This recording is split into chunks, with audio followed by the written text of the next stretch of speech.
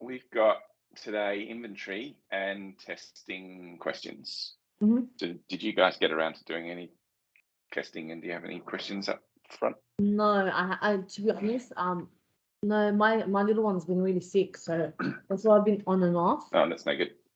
Yeah. So that's why I had to I- cancel last week, and she's been off for the last week. So Yeah, okay. Mhm. Oh, that's no good. So I think this is our last subject matter, and then basically we just need you to go and test it and have a go, Yeah. and then let us know what you Okay. need. Yeah. So let's talk about inventory. I will share my screen. It's probably best you tell me what you want to know a little bit beforehand, because rather than me rabbit on about stuff that you're not interested in. Okay. So what I need is you've ended up changing the minimum and max, like the minimum quantity when it alerts you. Is that right? Yes, I believe so. I think I did that. Yep. And the main thing I really want to learn about inventory is when I say, for example, I get a new item in and I want to do like the same, like a copy paste, something like the same attributes. So when I come to do the changing of the price, for example, that automatically the formulas, they pretty much go to the next item, to this like the same way. Does that make sense? Like a copy paste Yep. of everything.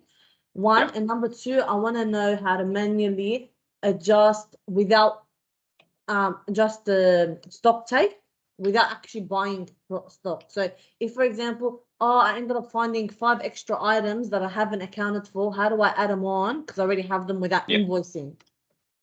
Yep. Okay, cool. Anything else? I don't know what else would people know about inventory. So probably a couple of inquiry screens to be able to tell, what's on hand, what's on purchase orders, what's on sales orders, that kind of stuff. Yeah. So we'll have a look at some inquiries as well. Yeah. All right. So first one, copy paste. So you can take any item. So if you've got a very similar Can we do the aluminium one? An aluminium one, not glass.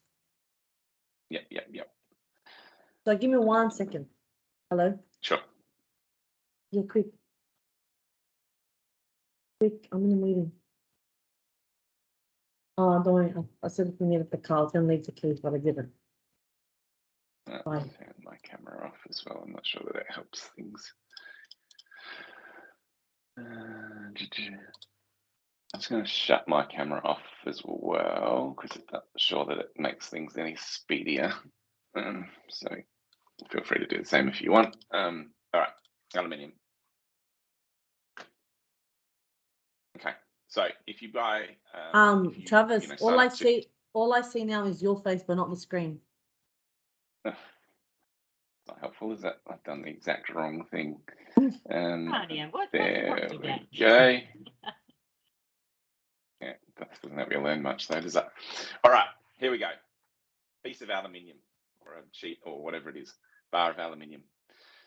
If you are going to want to create something very similar and then sort of just change a little bit of it, the best way to do that would be to come up here and go copy. Yeah. Okay. And then the tricky part, well, not that tricky, but you just have to remember the next thing you need to do is add. So you copy, then you click add. Then you give it a new item code, so whatever the new code's going to be, and then paste it back in after that. So then that will post exactly the same as the one that we just had, except it will say new item code as the item code, and then you'll have to probably only change this bit. And does the attributes get copied too if you go to the attributes? Yes. But we'll have to change that. I have to change that myself, yeah, to the new thing? Yeah. So anything different you'll have to change, obviously, because it's going to be an exact replica of that original item. But the images won't go through. We don't deal with a lot of images, so I'm not 100% sure if that one had. That's okay. I can put that in, but I just wonder if that one had an image to begin with. All of them should have images now. Yeah, well, in that case, it didn't come through. Most of our clients don't actually use images on their stock items, so Not 100% sure, but let's have a look. Yeah, that original item, I'm just looking on my other screen, did have an image, so it obviously doesn't bring the image across. Okay. But all That's the good. text and stuff it does. Yeah, yeah. So that's the easiest way to get you up and running with a new item code. Anything else you need to know about that?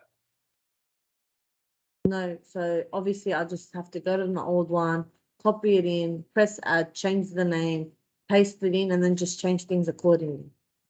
Yep, absolutely. Yep. And then click save. Because this is live and that's not a real item, I'll just delete it. But the next thing you would do is click save. Yeah, but last time you said if I was doing any testing, I have to do it on live. Is that correct? You said that? Yeah, that's fine. It's just that so transactions, throw as many transactions through as you want, and then we'll remove all the transactions just before you go live. Adding inventory is not a, don't do it on live. If it's real, absolutely add it. If it's not real, then probably not. Okay. Yeah. Right. So there is a formal stock take process, or you can just do an adjustment. So are you interested in both, or Yes, just please. the adjustment? Yes, please. Okay, cool.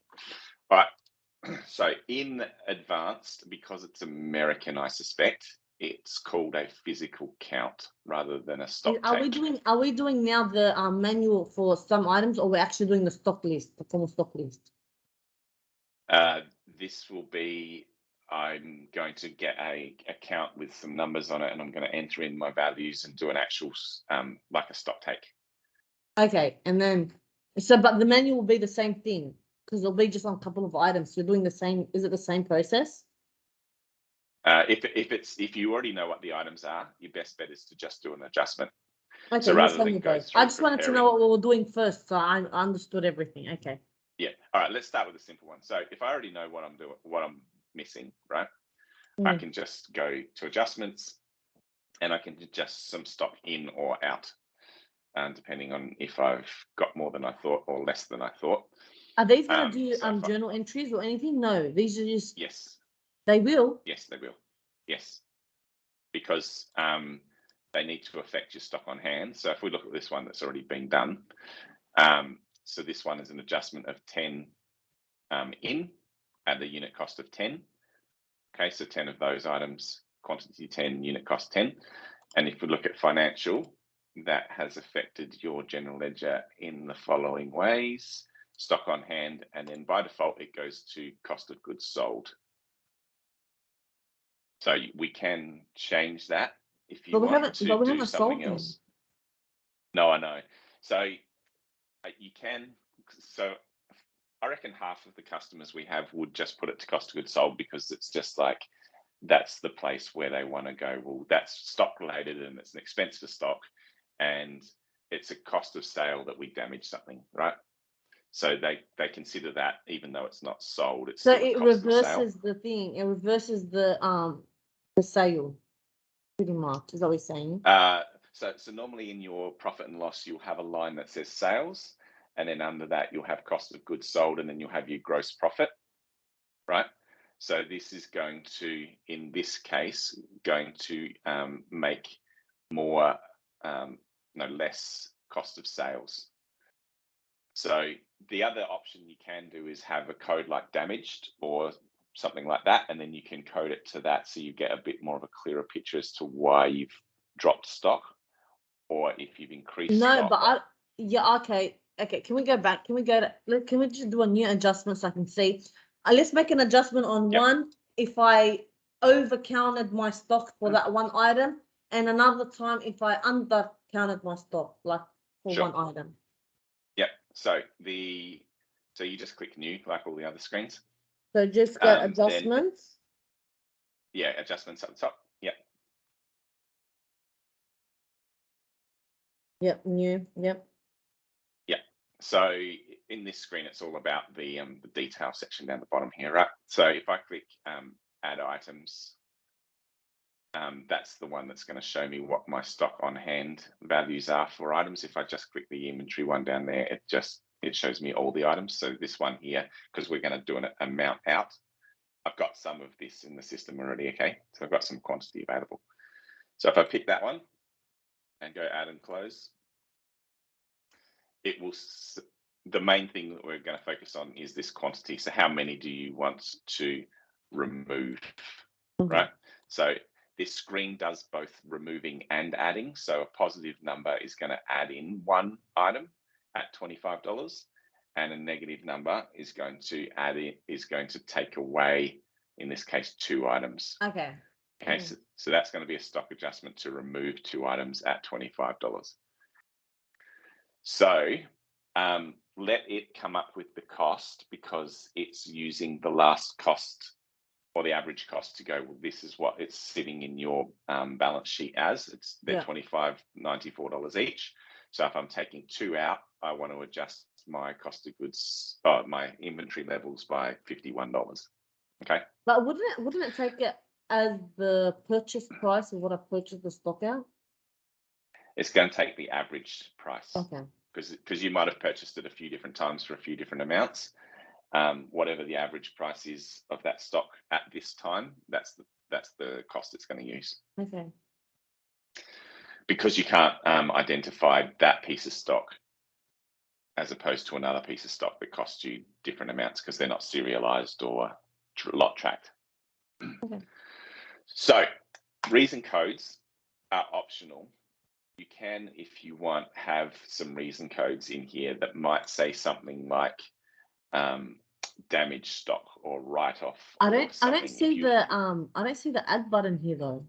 Where's the add button to add a new reason code? Oh, we have to add it on a different screen. But what I'm saying is you could have more than what's there at the moment. Okay. So if we were to grab this back and go reason codes, reason codes. Yeah. So this is where that comes Okay. from. So these are the ones that are in there at the moment.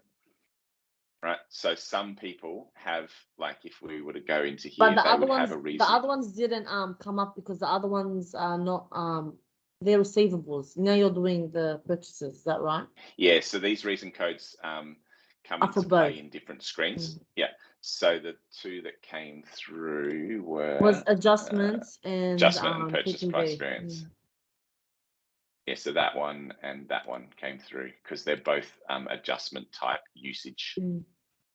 Okay, so it's half the time, I reckon, half the time. So it's not common or uncommon. Yeah. You would have a reason code like damaged, right? Which is still a adjustment type code, but it points to a damaged stock code, and I don't even know if you have one. You don't. Maybe you have write-off. You don't have one. But if you wanted to have a GL account called write-off or damaged stock or something, that's the way that you would code to it, right? So, but like I said, half of the time people code to cost of goods sold because they don't care. It's just like, these are the cost of having these goods, so I don't really care if some of them are damaged. Doesn't happen that often. Yeah.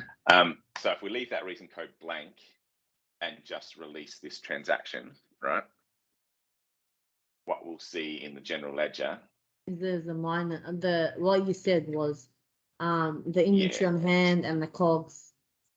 Yeah, so stock on hand is going to go down. So we're going to have inventory on hand credited, and we're going to have the expense of cost of sales go up because we've, it's an expense in this case. Okay. Like I said, you could have that saying damaged or something else if you want. And also on here, it automatically puts in that reason code adjustment if you don't enter one. So if you were entering it, all you need to do is inventory item, how many you're taking out, and what the cost is. So it's the exact same screen for adding an inventory item in, right? So if I grab one of those and I put in, I'm going to add in 3, okay? Again, you could have a different reason code for finding something, but if I it's the same. It's the same process. I just have to do minus and plus, leave it minus. Minus and plus. If I want to add, it's add. If I want to minus, I just do the minus quantity. Yep. So and where does that go on the general ledger? Where does that go Same in general? place. Is it just reversed? So it's COGS and then inventory as well. So it's the other way Same around. place, just debits and credits are different. Yeah. Yeah, so same screen, that's how you do it. So if you were to do a stock take, at the end of the day, what it's going to do is it's going to do an adjustment, right? So that's going to be the end result of a stock take, is it's going to adjust some things in or out. However, if you do an actual stock take, it'll give you a list of things to count, and you put in your numbers and all that kind of stuff. Okay, can we just press on it and see what you get? Yeah, for sure. So prepare physical count. Depending on your version, you might only have full as an option. Let me just check what version. Yeah, okay. I'm sorry. So you're on the. Okay, sorry. Can I just quickly just ask, if we're going to be doing this, are we able to categorize as well aluminium, glass, how we have them as well with categories? Yes, in a roundabout way. So that happens quite a lot. People ask me that. So this version here, Plus, is there's another one called Enterprise. So the one above Enterprise, you can actually pick a different type of stock count. Like it would be called aluminium or glass or something. We could create ones for that, but this version doesn't allow that. However, when we go to the next step, we can remove out the aluminium or glass, so we can kind of get around it. Yeah, because definitely had that before. So full inventory count in your version, you can't do anything but a full inventory count, and which warehouse you're going to count. And in your case, you only have one. So it's saying that this is the stuff that we currently have in stock, right, that we want to count. Okay, so it brings that forward as its first. So it doesn't bring all my stock items. No, it will in a minute. Okay. But this is just showing what you've currently got in stock in this environment. Okay. So when I go generate PI, remembering PI means physical inventory, not stock take, but anyway, that's going to lock your stock. So once you do that, you can't sell or receive stock at the same time. Okay, because it needs to be, stop selling it and buying it because I'm trying to count it. All right, so it'll lock it when you go generate physical inventory.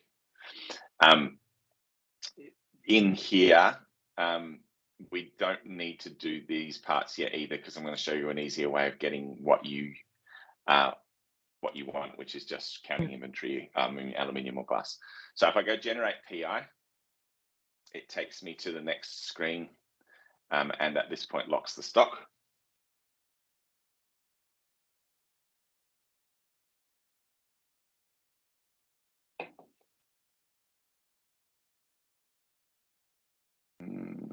Okay, cool. So it's coming through. Yeah. All right. So. Okay. We're filling up the physical count now. That's what we're gonna fill up that column. Yeah. So there's mostly, I would say most people do it like this. They export the Excel. Yeah. Yeah, and then they come back in through here, right? Or you can on this screen go. Sorry. Okay. Question just before you continue. I export it. Say I export it from here. Obviously, the stock take is going to take a while to do. So if I get out of this screen and I do the same process of what I just done, do I just go back to this spot and just import it back in? Yes, you can do that. Yep. So, for example, I probably won't do this for another day or two, for example, fill them out, come back, do it. Then, so it unlocks as soon as I get out of the screen. Does my stock unlock? So what you need to do, so this counting in progress is the thing that's locking it, right? So what you could do is you could come in here and go, I'll export that to Excel. Yeah. Because you still want to trade or whatever. You've got to be aware though that if you are trading, you are affecting the starting point of these values, right? So you have to take that into consideration when you're doing your counting. Yeah, that's fine. But you can grab this out, and sometimes in bigger warehouses, they might take this and cut it into pieces, right? They might go, you take this bit, someone else will take this bit. I mean, obviously, if it's a bigger list, And then we'll But you can combine it all filter back that. together You and can suck it filter back that up. on Excel. You can filter it on Excel, can't you? Pretty sure you can. Yeah. So you could filter it here, and you could even adjust. You could even just remove stuff if you wanted to. So say you wanted to only count, and this is the workaround I was telling you about. So How say you come only wanted to count. sorry, how come it's only those items, not the whole lot? I thought it was going to include the whole lot, and then when we were talking, I was thinking, well, maybe it shouldn't include the whole lot because then it's asking you to count something that doesn't exist. If you do find extra items, you could add them to the bottom here if you found something that wasn't on the list. But I did think it was going to give us the whole lot, but clearly it doesn't. It just gives you what it sees in Shouldn't is it as give in you stock. your whole item range and have zero quantity if it was?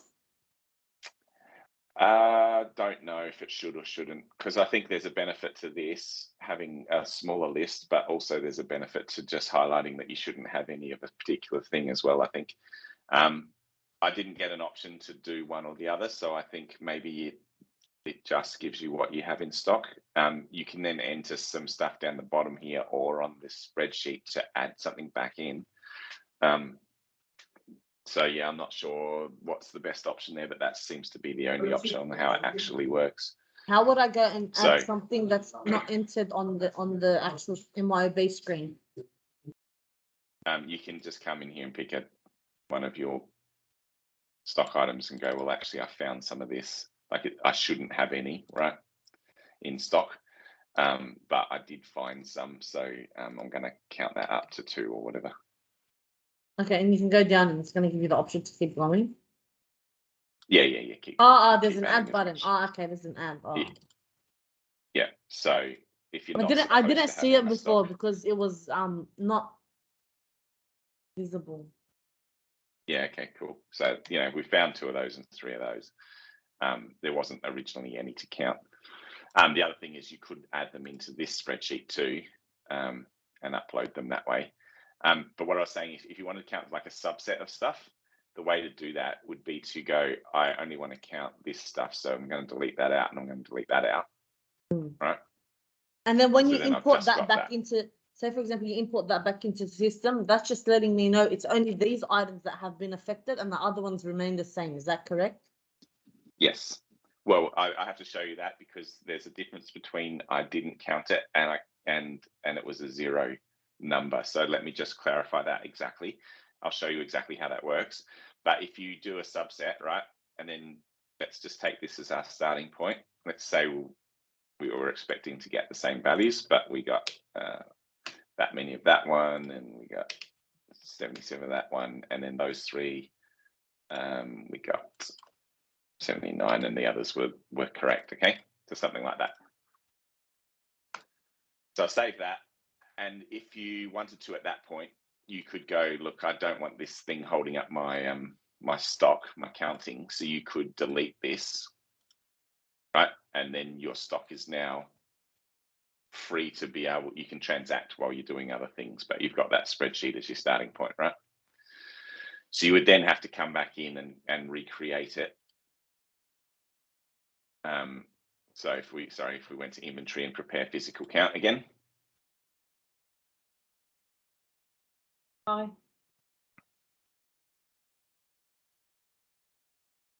You have to move this onto the counting process part screen again. Yeah. So in here, we weren't able to remove things, which I think only, well, I'm sure there's different types in the bigger version, the enterprise version. So we can exclude locations, we can exclude individual items, which isn't that helpful. So I think the easiest way is to, like I say, put it to Excel and then remove what you don't want to count. So if we go generate here again to get us back into that screen. Yeah. And then rather than enter this stuff, we went and grabbed the spreadsheet. Yeah. Okay. So load records from file. And it's that one. So upload that. There's not, you can just click OK through this. Okay, so it's now saying that's the quantities, right, that I counted from the spreadsheet. and therefore I've got some minuses and I've got some pluses and I've got some zeros. Oh, okay. Okay. But everything So- else remains the same. Just got to tell you what happens here. Okay. So these not entered means that it won't do anything to those items. All right. So if I went to the next stage, it's just going to adjust these items here. Yeah. And it's not going to do anything with these items. But off of this menu here, I was expecting to see something else. This one, set not entered. Hang on, maybe I just have to save it first. I was expecting to be able to go set not entered to 0, What which does would that mean that I didn't find any of these at all, which would effectively do this. Ah, okay. You probably don't want that anyway, but I was expecting to be able to do that, because if you didn't count it, you don't want to automatically set it to 0 usually. No, so- that's what I'm saying. Like, if there was any variances, I want the leftover items to all have the same quantity of value. Yeah, and then, which is what it is yeah, already which is doing. what it It's does going to anyway. ignore. Yeah, it's going to ignore those ones, right? It's only going to check, and it's going to ignore that one because it's the same, and it's going to ignore that one because it's the same. The adjustment is just going to happen with these 3 items. Okay, it's going to adjust 2 out, 1 out, and 37 in. So if I then go, all right, that's my numbers, finish counting. Here I get to do it. Okay. So you have to finish counting and then do it. Okay, so that was what I was saying. If you don't want to do it anyway, because you don't want to say, I actually have 0 of these. So you want to leave it as is or set not entered to skipped. Right. So if I do that, it's going to say those ones weren't counted. Right. And remain the same. So skipped and remain the same, and these are the ones that are entered. Yeah. Okay, so setting not entered to setting it to 0, because then that'll just 0 everything out. All right, Yep, so and then just complete your. Yeah. So at the end of all of that, Are you gonna get, you know how the inventory, the journal entry that's gonna create, it's gonna create one journal entry for the values of it's going the to create total. an adjustment. Yeah, I know, but is it the total of, it's a combined total of all the inventory that you've done, is that correct? Yeah, so let's have a look. So if we go to adjustment, it's created this one. All right, so if I go into that, so it's the same screen we were using before, right? It's just that it's come from that count. So it's taken 2 out, taken 1 out, added 37 in of those 3 items. So that's the result of that physical inventory count. And you've got to link back to where it came from. And financial wise, if we have a look at that, it's going It's going to, separately. Yep. yeah, you can consolidate that up Oh, it with doesn't a matter. setting if you want to. I mean, I don't mind it like this because you can kind of see Yeah, you then see that which items. Yeah. which items have done what. So, but there is a setting to consolidate that if you want to. So at the end of the day, everything's going to end up as an adjustment. It's just how it gets there. Either directly in the adjustment screen or through the physical inventory count process.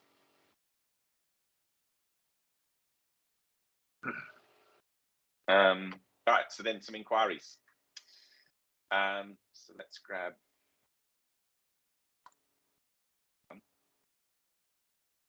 grabbing a code that I know we've used, because I can use that one.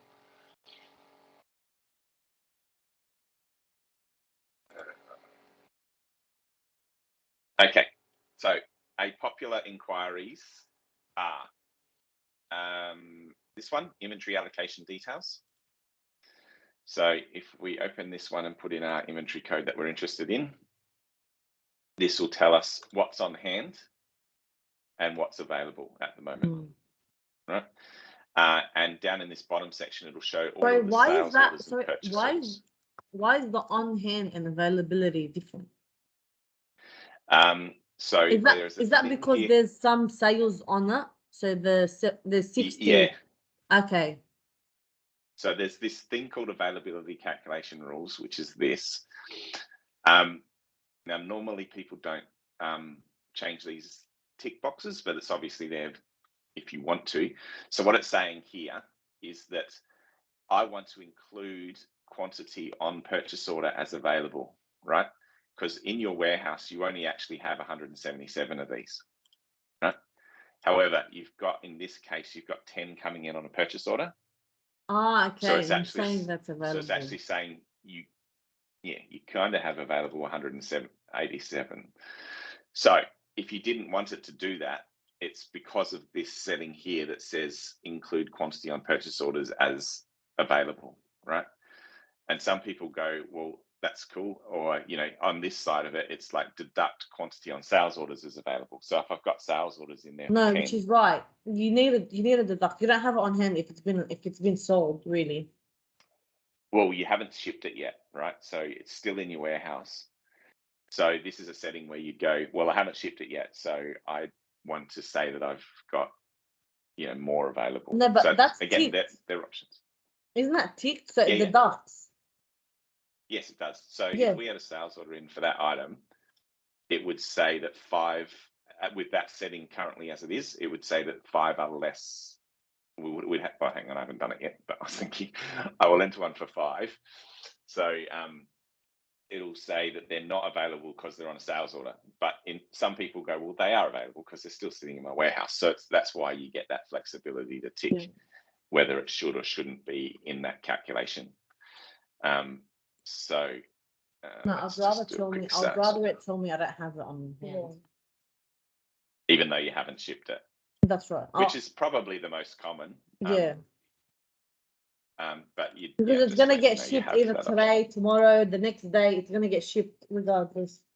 Yeah, but what if the other customer's more important and you want to ship it to them and not this guy? No. You know what I mean? So if we create a sales order here with that item and then go back to here and refresh this, it's going to, first of all, add that sales order down the bottom and say there's 3, right? And then it's at the moment adding in those 10. So we started with 77. Yeah, and then we had 87, and then now we're minus. Yeah, and then 3 out. Yeah. So that all comes from here.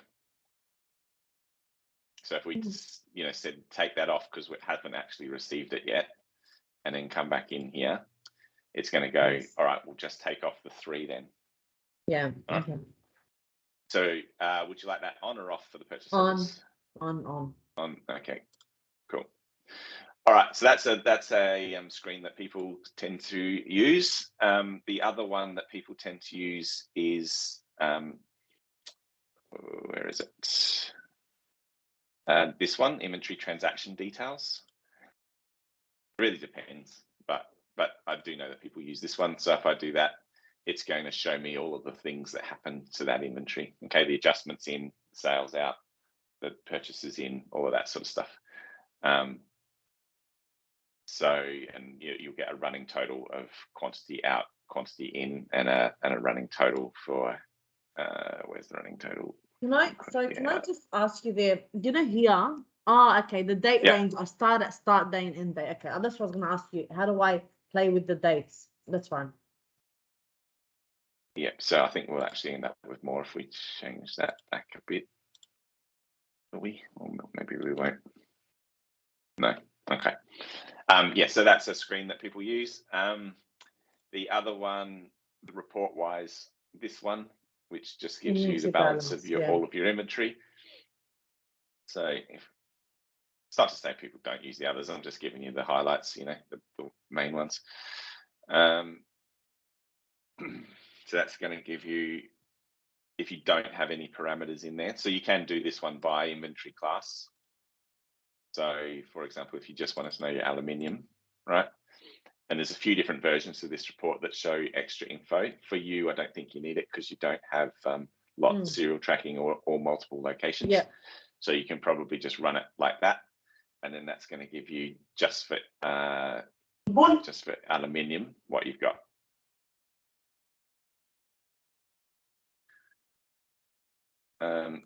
And then the last one is probably inventory valuation in the highlight of reports that we would be using.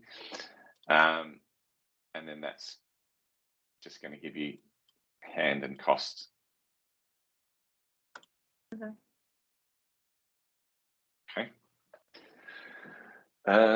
So like with the whole system, there's tons of other stuff, right? But we want to just tell you what you need to know for now. So do you think we've covered off everything you'd want to do from an inventory perspective? I'm pretty sure it's it, like adding inventory, and just changing the physical count if need be. Yeah.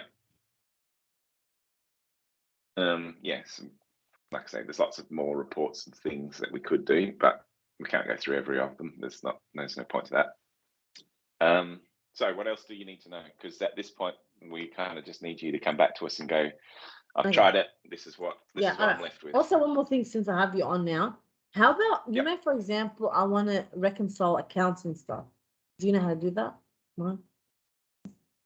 You're talking bank accounts or you're talking control accounts? No, banking accounts. Bank accounts, mostly. What's controlled accounts? What's that? Control account is like if we would print this inventory valuation report and it says that we have a certain stock value. Mm-hmm. So it says that we have that amount of stock, right? Mm-hmm. That should be in your general ledger stock on hand account, that same value. Mm-hmm. Same with accounts receivable and accounts payable. You've got a trade debtors and a trade creditors GL code. Yeah. They should match.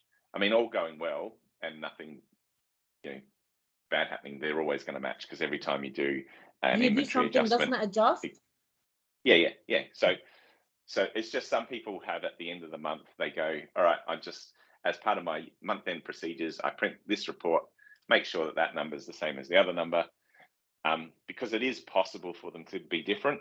Like if you were to do a general journal directly to your stock on hand account, for example, that would make your stock on hand figure different to what your sub ledger says because you went straight to the GL without going through the stock module. Okay, so it is possible, but all going well, they should be the same always.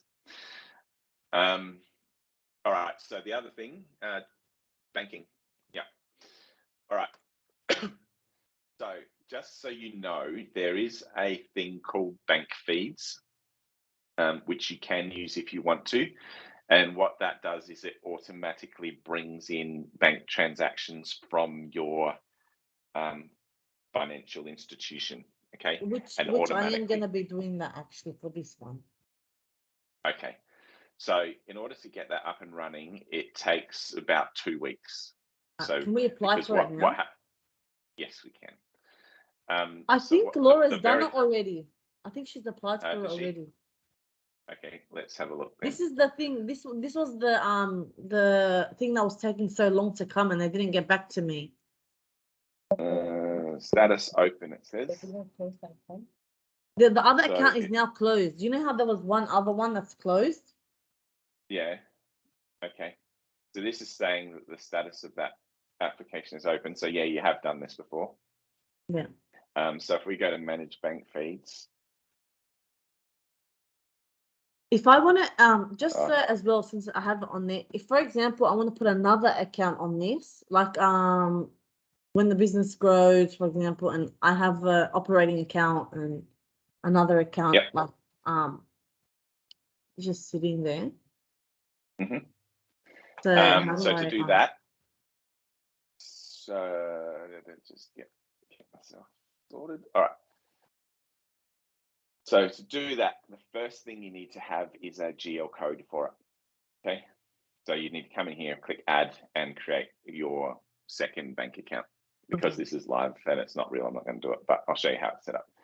So the only difference between those accounts and all of your other accounts in your system is that you also have to say that it's which currency it's in. Okay.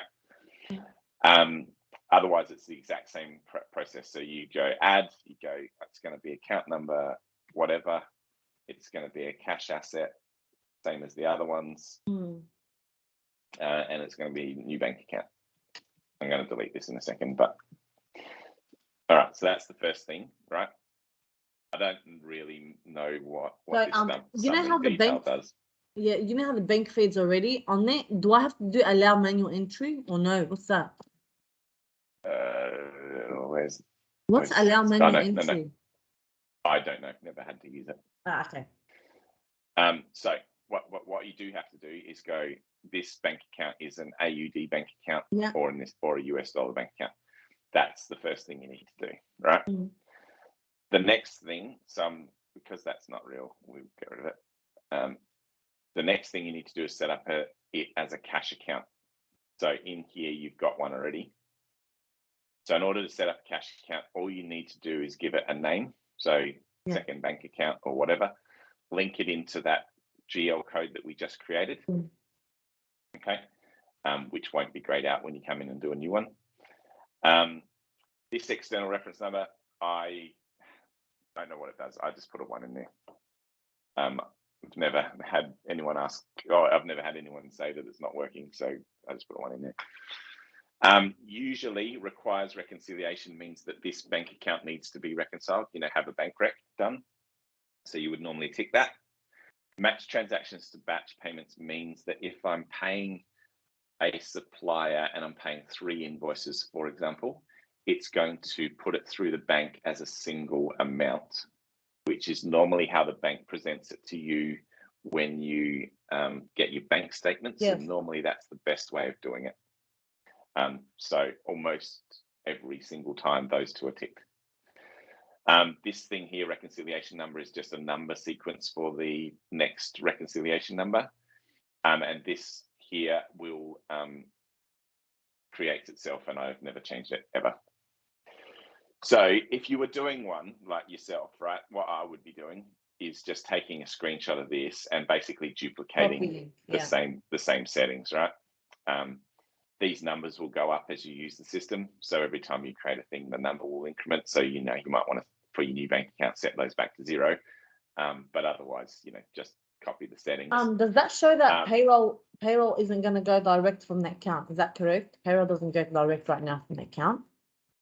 I don't know about payroll. I'm not. Yeah, we have dedicated payroll consultants. So I think that's saying AP default as well. So I don't think it's harming anything to have that in there. So from an AP perspective, it goes, if I'm generating an ABA file, then use this bank account as the default. Since you've only got one bank account at the moment, the default is the same for everything, except for this direct debit, because you don't do it in accounts payable, you only do it in accounts receivable. We could make, so the other thing is in this remittance settings, this is where you put your ABA file information. Okay, so that's when I generate an ABA file, this is my BSB, that's my account number, and sometimes you need a user ID as well. But that information forms part of your ABA file. But like I say, if you're doing a new one, copy an existing one, copy this one. And that's how you would do it. And so that goes the same for a credit card, if you get a credit card as well, but that goes on the liability, yeah? Yeah. So the same process, just that this would probably be in the liability section. As long as you give it that currency, then it will show up as something that's available to do a cash account. So if I went a new one here, right? Just to. So you froze. Did I? Is it good now? Yeah, now. Yeah, cool. All right, so if I did new bank here, right, or new credit card, if I go here to pick an account, it's only going to let me pick one with AUD. So if I try and do anything else, it's going to go, you need to have a currency against it. So as long as that in that chart, you've got a currency against it, you can pick that account. So it doesn't matter if it's in the liability section or whatever. It's all about this operating account, and before you actually put any account on the thing, you got to link in an account that's associated with that account or card. Yeah. So you got to do a new chart of accounts. You got to create a new one, then you go and you put the card in, whatever. Create a new one, make sure you've got a currency, then come into here and do the actual banking side of it.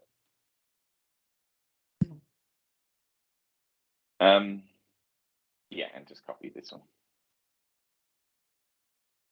Except for obviously this bit here will be a different account number and possibly a different BSB. So doing a bank rec. So you've got, I'll start at the end. So no matter how you get there, the last step is going to be this reconciliation statements thing. Okay. What do you mean you're starting at the end? Well, if you go through bank feeds, it can pre-tick some stuff for you. That's best done when you're live, and I'll probably show you that again once you're live, because that's going to be like, we're going to ask to have real transactions come through. But in a similar way to stock take always ends in an adjustment, bank rec always ends in this screen here. Okay. So, and I'll tell you what the bank feed would have done, but let's just use this screen for a second. So I'm going to go, my cash account is going to be my operating one. Yeah.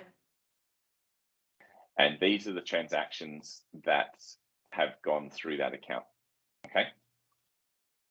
So if you're using bank feeds, and like I said, you can only really use that once you're live and you have real transactions, because fake transactions and real bank transactions aren't going to match each other, right? Because these are all pretend. What do you, the bank AP ones batch release, is that inventory as well?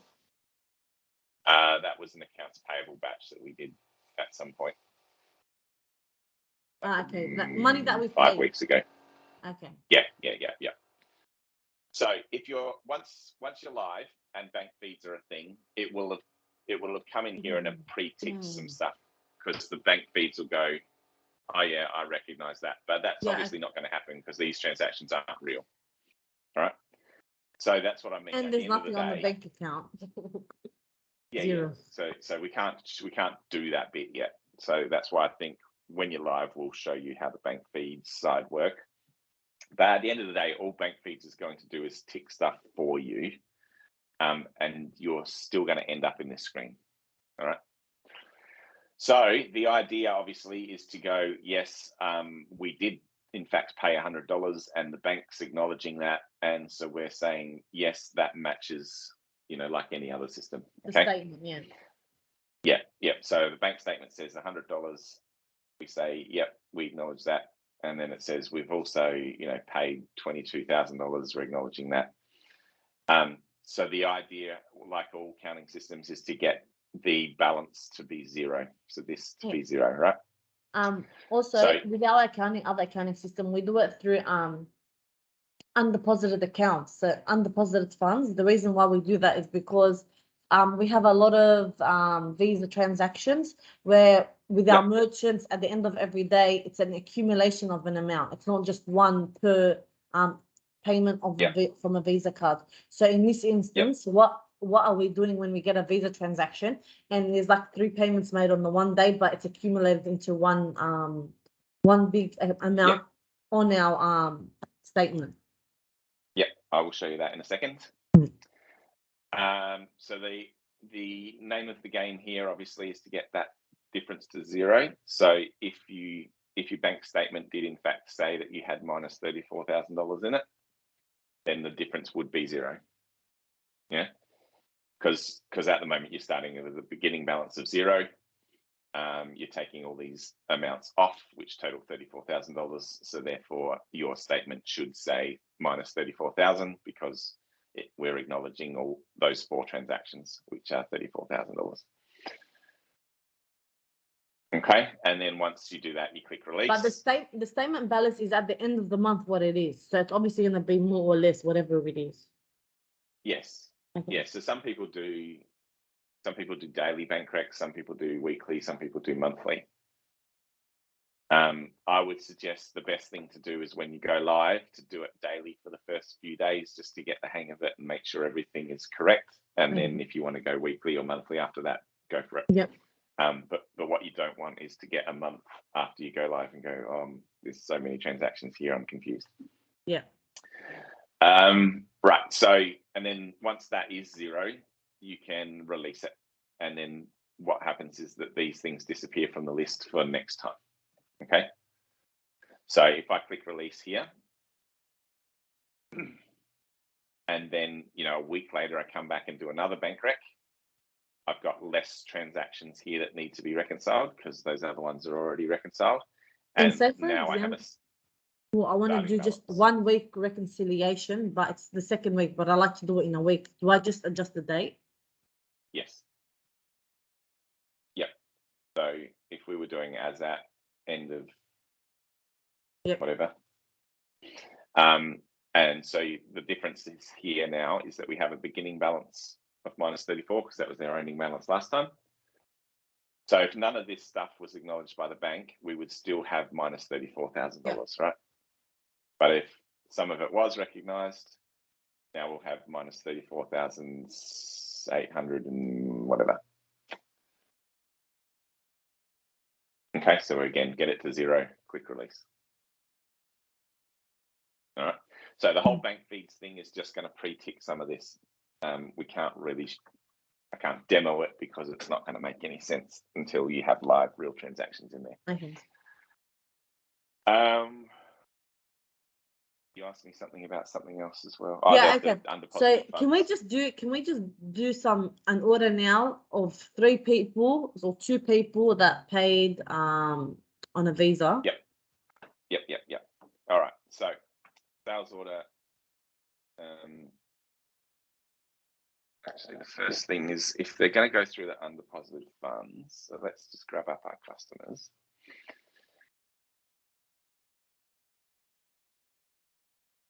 Because what she's done is our operating account. Any payments that we receive don't go to my operating account automatically. It goes through our undeposited fund. It's actually annoying because it goes through our undeposited fund. Then I put them all in, make sure that they're all there. Then I do the transfer to the actual main account, like separately. Yep. Yeah. Got you. Yep. All right. So let's take these first 2. So payment methods. You're saying is Visa. Oh, there's nothing. Right. Yeah, we need to add that definitely. Yeah. FPOS. So I definitely need FPOS. Yeah. So that's these. Okay. So we need to add in a couple. So first thing is let's add those in. So if we go add, you don't have one called that, so we'll have to create one as well. All right. Cool. So this isn't training. You don't really have to remember this, so you can zone out a little bit. But I just need to add those things in. So payment methods. You won't have to do this again. So unless something new comes out that you can use to pay. Yeah. So let's go. Yeah. But I mean, at that point, you'll probably have forgotten anyway. So you can ask us. So I'm just going to copy this one, and I'm going to go add, and I'm going to go Visa as a payment method, right? So now, can we put FPOS? You don't want to call it Visa? Because a lot of people do Visa now. I don't think Visa exists anymore. It's more MasterCard now, isn't it? I'm pretty sure it's MasterCard. Yeah, I haven't had a Visa for a while. So you just want to call it FPOS? Oh, MasterCard. I'm pretty sure the Visas don't exist anymore. I'm pretty sure. Yeah. Okay. All right. Well, I've so never. You want to call it MasterCard? MasterCard? I just think FPOS because people use either their debit card or they use credit card, which accumulates the same in the system. Okay. All right. FPOS. Don't you agree? Yeah. FPOS is better. DPOS. All right. FPOS. So FPOS is going to now be a thing in your operating account, but it also needs to be a thing in your undeposited funds account or your unrecognized debtor account. Okay, because you're going to go through this one to get to this one. Okay. Right. So FPOS here and refresh that. Again, this isn't something you necessarily have to remember. Did you just create the unrecognized funds or no? Or was that already there? No, it was already there. Okay. So I'm just going to change that to FPOS 1, 2, 3, 4, 5, 6. Just set it to 0. And then so that's the operating account. And then if we look at your unrecognized debtor thing, you also have FPOS in here. Okay. So we can, don't you have to tick I think so. Don't you have to tick use in AR as well? yes. And it wasn't So- ticked before as well. Okay. In Yeah. the So other in one. here we have to tick it first. Because otherwise, if we don't do that, we can't do it over here. So now Yeah. I might have to refresh that up. All right, FPOS using AR. Yep, good catch there, Rania. 1, 2, 3, 4, 5, 6. And then on the cash account, obviously, on the real account, I'll do the same thing. Using AR. Yeah, T 1, 2, 3, 4, 5, 6. Okay. So this one here is actually a clearing account. Okay. So we need to tick that. Again, you don't have to remember it, but anyway. So it's a clearing account because it's going to go through there and into your other account. Okay. And then we have to link the two accounts together. So in here, we're saying that that is a clearing account for this one. And FPOS is a thing that we're clearing. So it's going to go through the other one into this one when we receive some money. So if we look at this customer and refresh that.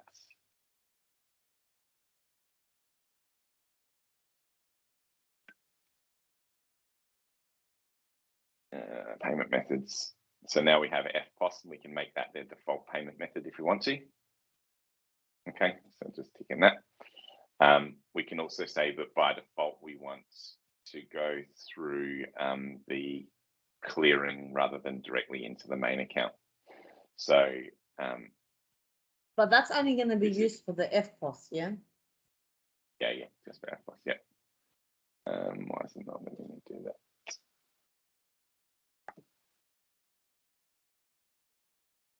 Method FPOS cash account undeposited funds. All right, so that's just setting some defaults, saying that by default these people pay us via FPOS, and we want it to go through that unknown debtors account. Yep. Then we'll do the same for the next one, so that we've got a good example.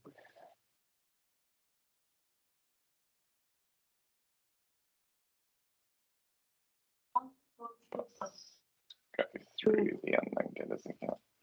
All right, I think I've got all the setup in the right spots, so let's give it a try. Okay, so if they give you some money, right?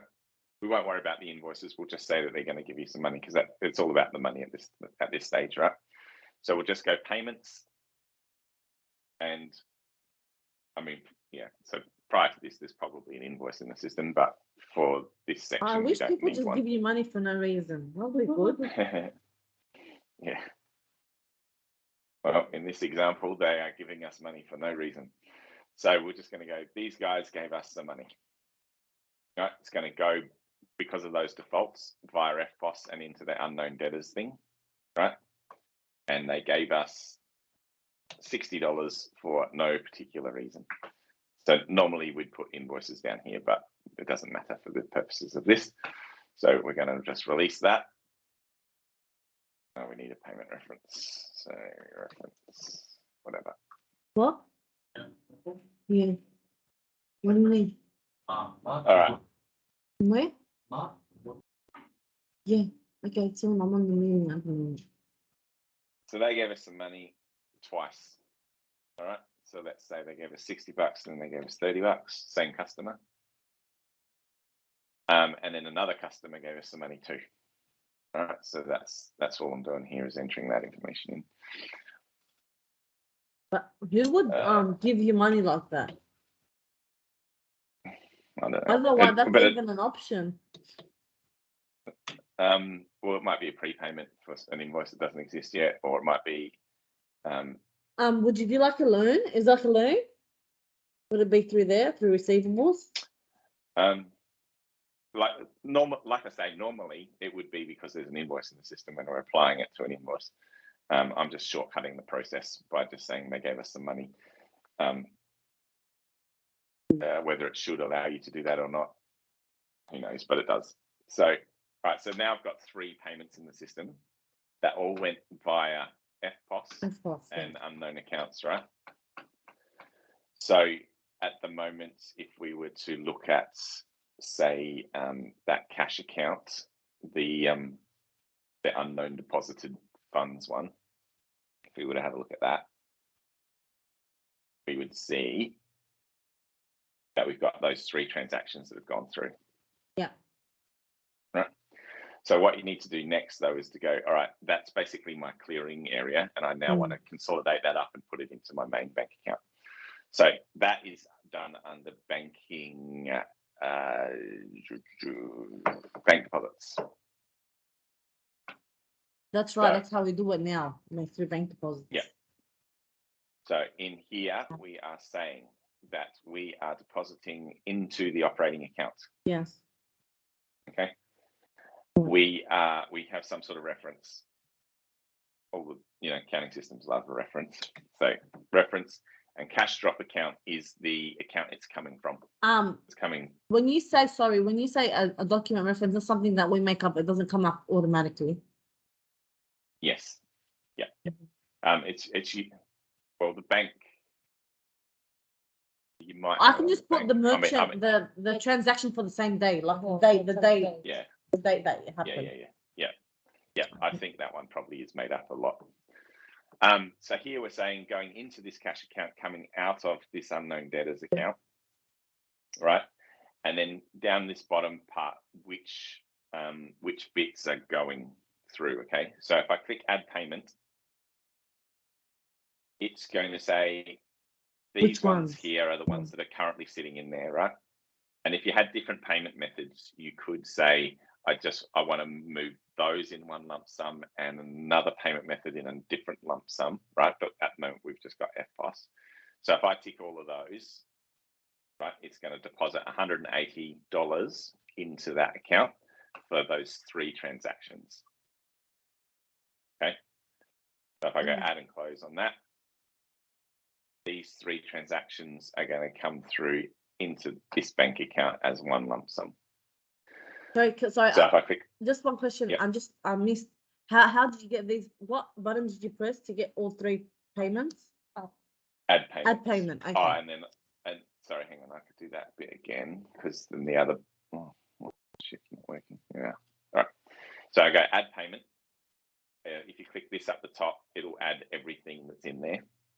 Yeah. Okay. So it'll tick all 3. Add and close. Yeah, that's right. So that's what I do now. So if 3 days, if you left up for a week and every day there's 3 transactions, you click on the 3 and you add it. Then you have to come back, save it, and then come back and add the next 3. Every day. So whatever you click now, this is gonna appear on the bank account as a collective sum. Yeah, all of that's true. So if I click release now, and then I have a look at the cash accounts. So if I go to cash account transactions and look at the other account, the operating account, we will have a single lump sum, a receipt of $180. So similar thing if I were to look at the bank rec.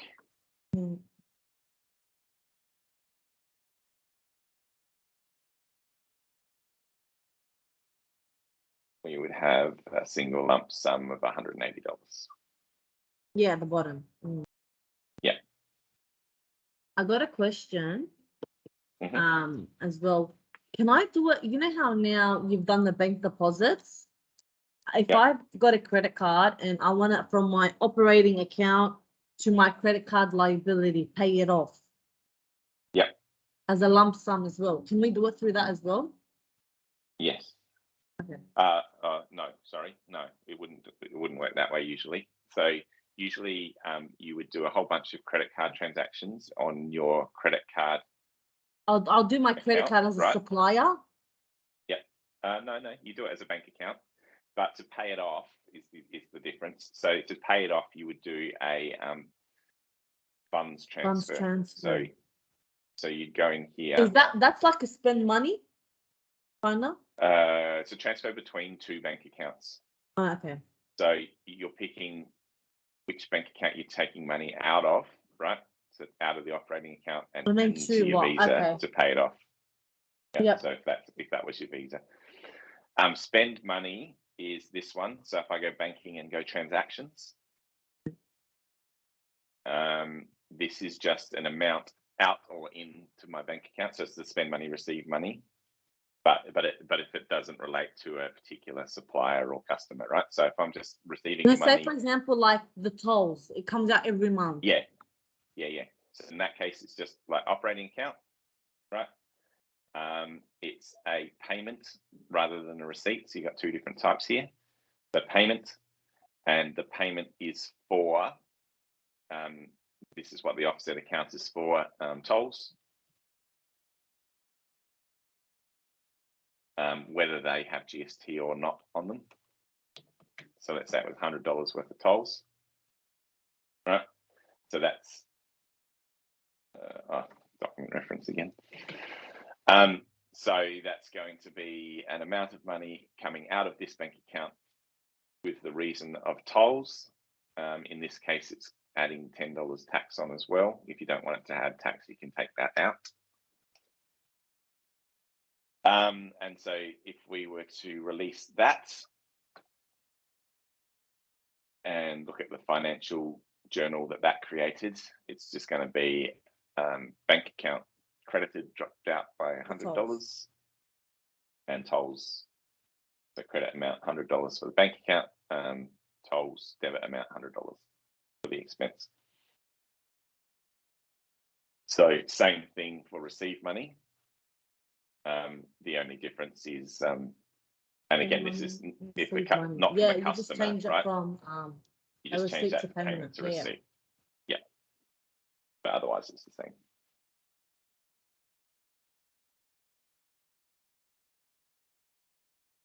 Anything else? So if I want to try all of this stuff, I can't do it online the same. Yeah, you can. Yeah. Just don't create pretend customers, because what's going to happen is when you go live is we're going to remove all the transactions, but we're keeping all the inventory, we're keeping all of the customers and the suppliers. So now can I pretend like I got a payment from this person, that person, and this person on the FPOS, and then reconcile it, and that can all be deleted, yeah? Yeah, all that can be deleted. Yeah. So it's just if you were to create fake inventory items or whatever, when we delete it, it's going to keep those fake inventory items. Unless I told you that I've created this one just so I can practice on it. And then sure. Yeah, I'll just delete it myself. I'll just delete it myself. You can do that. You can only delete it after we clear the transactions, because you won't be able to create it, do a transaction, and then delete it. You'll have to create it, do the transactions. We remove all of the transactions, and then you can delete it just before you start using it. Do you know what you haven't told us since we're on this? No? I don't think you told us if they return an item and we want a refund. Okay, we can go through that if you like.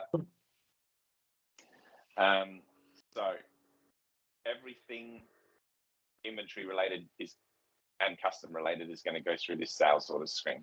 Okay. So click new. There are different order types. Okay, we've been using SO most of the time. But when they're returning something, we will either be using this one or this one. Okay, so this is how about if I'm returning the money? Is return of credit? So return for credit is going to be if you're going to give them their money back, right? Return for a replacement is going to be if exchange. Exchange it. And then sometimes return for credit won't necessarily give them their money back. It's just not going to exchange it.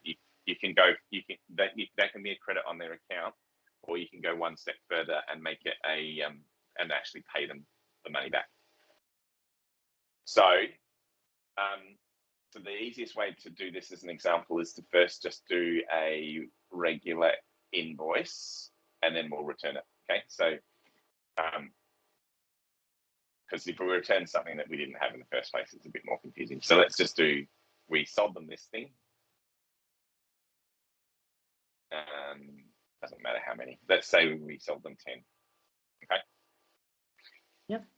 And we've gone through the normal process of creating a shipment, invoicing it out, all of the things that we would normally do when we do our first sales order, and then we'll return some of it, let's say.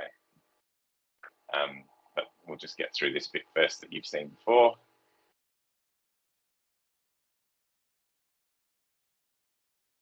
Prepare invoice.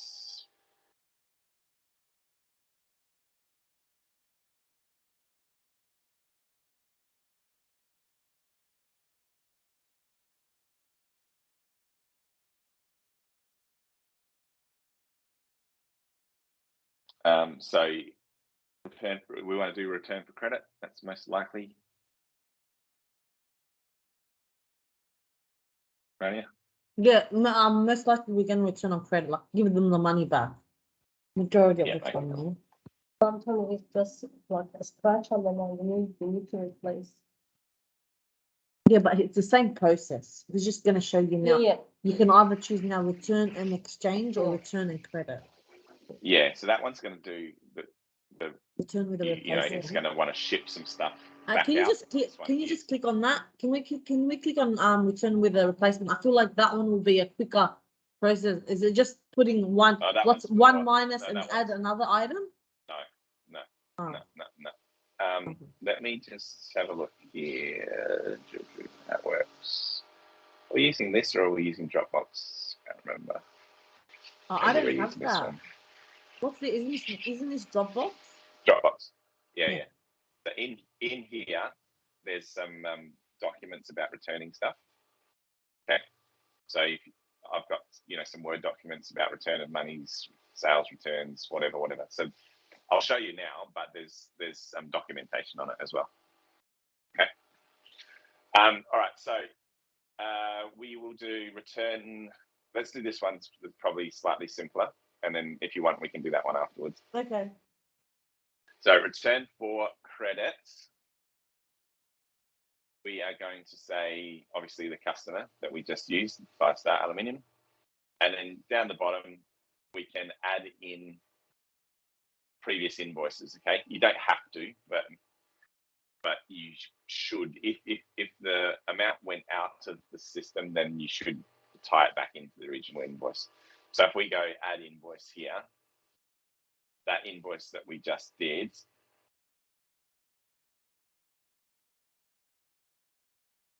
let's say they're gonna return that, right? That just makes things neater if you can link it back into original invoice. You don't have to. But let's say they only returned 2 of them, right? Okay, so so the highlights of this are it's a return for credit document. We're adding in the invoice. We're adjusting how many they returned. So the next thing is that because they're returning it, you need to put this back into stock. Okay, so that's why we've got create receipt here, which we didn't have before when we did the invoice. We just had create shipment. So what we need to do is actually receipt the goods back in, right? So we click create receipt.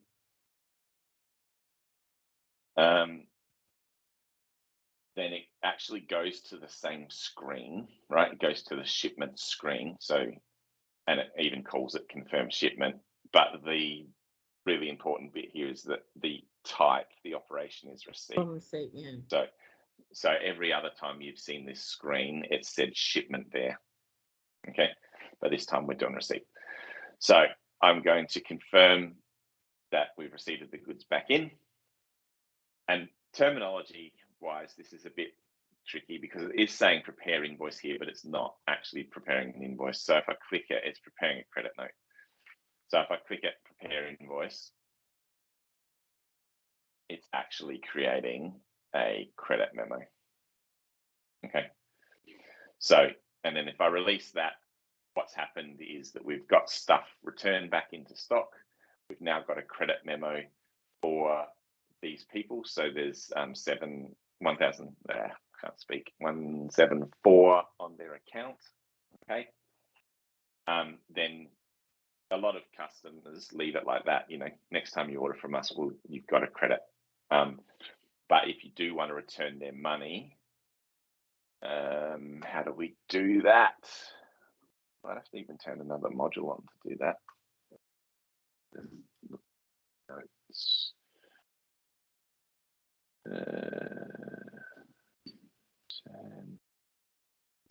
I think there is some way of having a just pay them part off of here.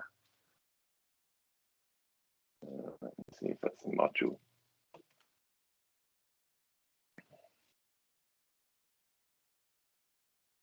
Would it automatically come just to keep it as a credit note if they made another order and I'm creating invoice and whatever? Is it when it comes to payment, when I'm making a payment from them, that'll tell you apply credit note? Would it automatically? Yeah. Okay. Yep. But there is some way of paying them back as well. Just not seeing that as an option. It might only possible. It's only in the bigger version because you've got pretty much everything ticked there already. Let's just type in the term.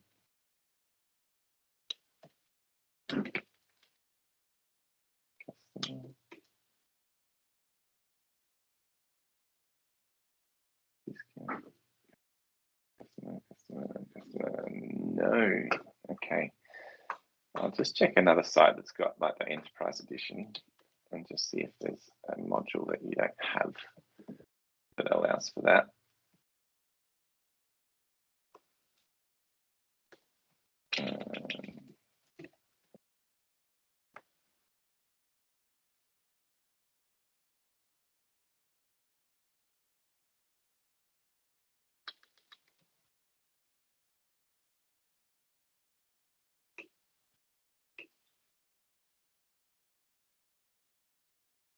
Cool. I might have to get back to you on that one. Okay. Because I have definitely seen where you can come here and go pay them back, but I just need to find how to turn that on. It won't take me long, but I don't need to sort of sort through my notes to find it right now. I'll do it in a minute and come back to you. Just need to find the right document. Because at the moment that's a credit memo that is sitting on their account and you haven't paid them the money back. Okay.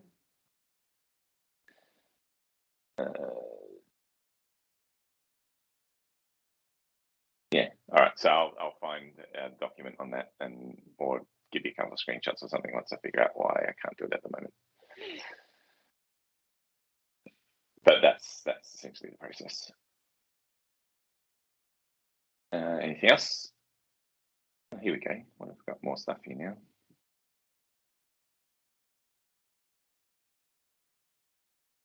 Do they have refund?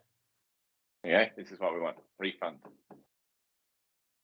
So You actually have to save it first. That's why.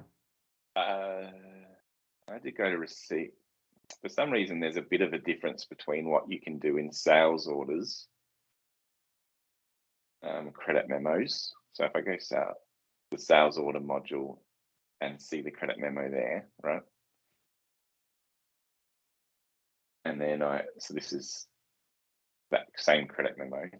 I don't have as much stuff that I can do if I go to the same credit memo from the receivables module. I have more things, including refunding. So it's the same credit memo, right? Which I don't know why it does that, but it's a bit weird. But anyway, so then you can go refund. Same credit memo. That's why I was thinking it should be there, and it is there if you go at it from the right angle. So then that's going to make a customer refund type document to give them their money back if that's what you want to do. Otherwise, it will sit as an unapplied credit on their account.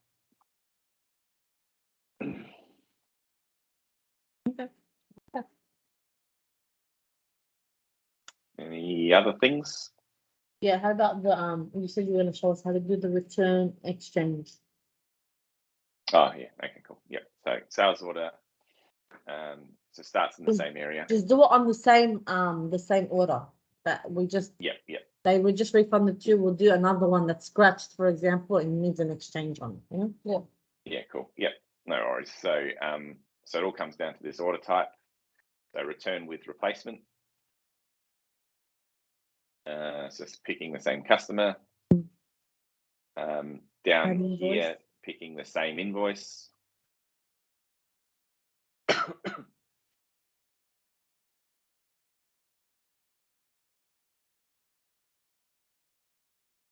And then we will change it. I might have ticked it. Sorry, I think I did something wrong there. Need to tick it there. Okay. So do that, and then we will say one of them is going to get exchanged. Okay. So in this case, we're going to receipt some stuff in, but we're also going to ship some stuff back out. Okay. So the first thing is we're going to create a receipt, which Oh, does that's beg the why- question of that's why why would they I have do those why two would I do this options. at all? Yeah. So you would definitely do this if you had a serialized inventory, right? You know, because you're receiving in one serial number and sending out a different serial number. If you're just going to give them the exact same thing back, you don't actually even have to do this transaction, right? You could just say, give us the thing and we'll send you a new one. That's And you true, don't 'cause even it's have the to. same number. Yeah. That's all right. Oh, The- that's all. So if it's the exact same No, thing, sometimes boys they give a customer wrong one. Yeah, but that doesn't yeah, affect the it count. doesn't affect. Yeah, it comes in when yeah. the correct count. So I'm creating this receipt, right, to get the money back, to get the thing back in. Because you would have invoiced and given them on the right items, so that they gave them the wrong one. Yeah. And then I'd have to go and send them back out the other one, which, like I say, without serialized inventory or something is not necessarily something you need to record. I don't even then have I to do create the the shipment. return on that, really. No. I'm just wondering if that item it's returns, it's like a scrap. We can't use that anymore.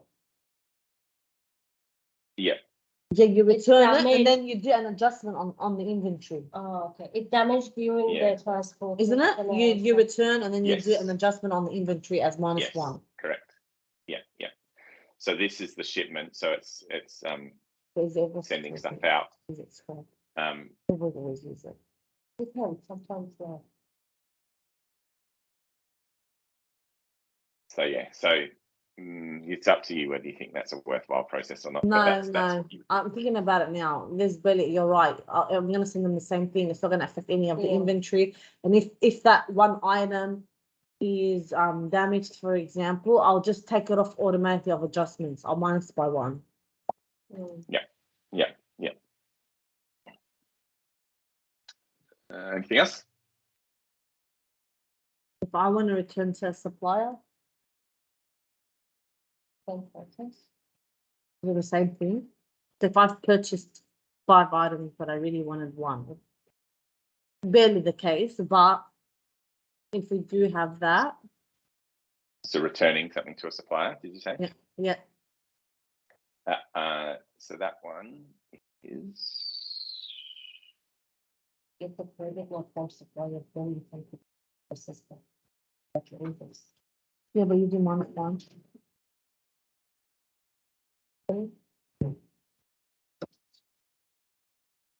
looks like we've done one at one point. So it's Is it? it's the same screen as purchase receipts, but the document type is a return rather than a receipt. Oh, okay. It's pretty much the same process as a return on So sale. you go here, and return.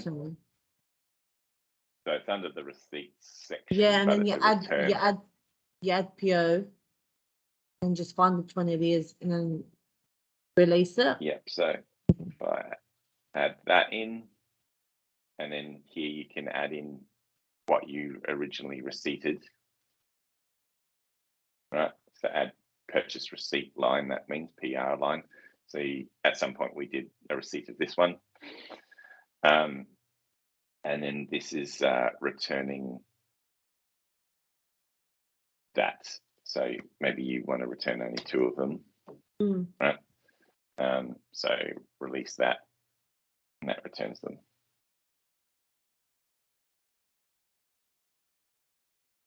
Okay.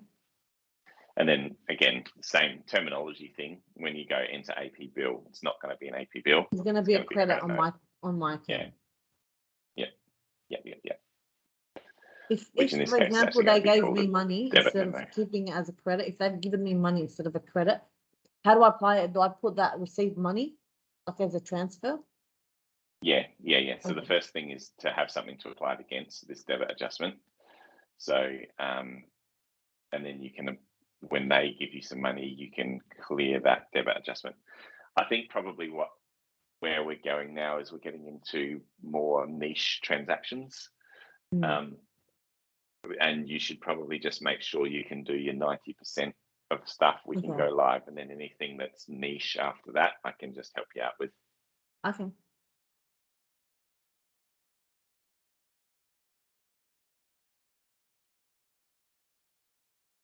So if it were up to me, which it kind of is, but not really, I would really love you guys to just try and do all of the things you need to do.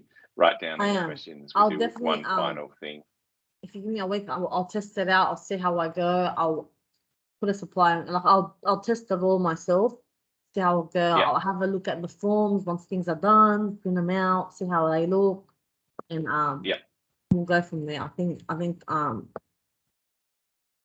we're supposed to know, but I've got a question for you. Did you end up doing me the those videos on, put them somewhere else other than on the Microsoft Word, which is annoying to obtain?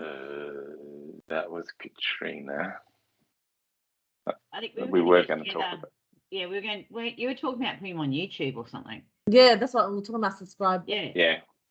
So I think all you need to do is create a YouTube account. Call it whatever. Katrina's videos for people. The only reason why it's just really know. annoying if I was to get a video and a video, like I have to type in a million things, like do a password, do a hunting before it actually uploads. Yeah, we can do that. We can even do that in a minute if you like, Katrina, because we've got a bit of spare time now. We'll set up an account. We'll upload something. Because if we store it in the Dropbox, can you also make sure that because I want to practice on changing prices as well. Can you just make sure that Laura's videos on there too? I know you sent me like a step-by-step how to do it, but it's just good to see it as well happening. Yeah, we'll whatever we can find, we'll put on there. I'm pretty sure you have it though, so okay. you've watched it a couple of times. That video, yeah. I definitely have, but I documented that one for you. Yeah, I know. I did say. I said nicely. you did do the step by step, but sometimes I like to see it as well visually as well. Like sometimes. All right. Yeah. I'll see if I can fish it out wherever it is. Thank you. Yeah. All right. So we will do the videos now. Go forth and test things. Yes. And we will set up. So write them all down, however you want to do that in a spreadsheet or something. We have smart sheets, but let's just do a spreadsheet. And then once all those questions are dealt with, you can go live. Perfect. All right, great. So Katrina, do you just want to stay on? So I just want to make sure that the bank feed's ready to go when we start, yeah? The bank feed's also ready to go once we start? Yeah, it certainly looks that way. We only want to turn it on once you actually go live, but yes, the setup's been done. Yeah, because you've got bank feed applications in here and they're already open.